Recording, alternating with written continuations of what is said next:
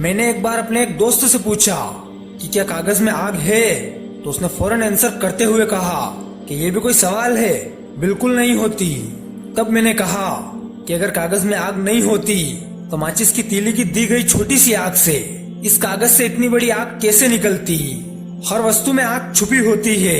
माचिस की तीली उस छुपी हुई आग को ढकाने का काम करती है।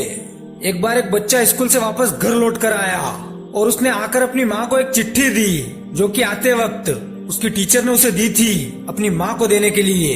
लड़का आते ही वो चिट्ठी अपनी माँ को देता है और अपनी माँ से पूछता है कि माँ, इस चिट्ठी में क्या लिखा है। तो माँ उस चिट्ठी को पढ़ती है और अपने लड़के को जवाब देती है कि बेटा, तुम्हारी टीचर ने इस चिट्ठी में लिखा है कि मैडम, आपका बेटा बहुत ही बुद्धिमान है।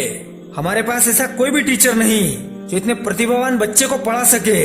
आप अपने बच्चे का एडमिशन किसी बड़े और अच्छे स्कूल में करवाएं। कई साल बीत जाने के बाद उस लड़के की माँ का देहांत हो जाता है और इन बीते हुए सालों में वो लड़का एक बहुत ही बड़ा वैज्ञानिक बन चुका था।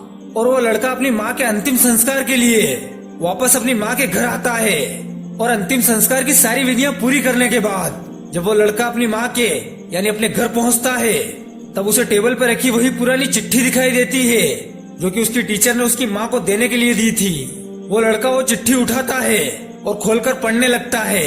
जैसे ही वो लड़का उस चिट्ठी को खोलकर पढ़ने लगता है, तब उसकी आंखों से आंसू बहने लगते हैं। उस चिट्ठी में लिखा था कि मैडम, आपका बेटा एक नंबर का बुद्धू है।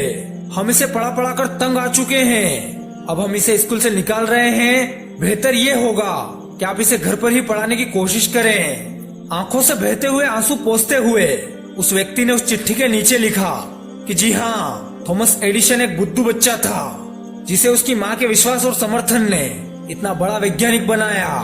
दोस्तों, हर व्यक्ति में विशेष योग्यता और हुनर की आग छुपी होती है।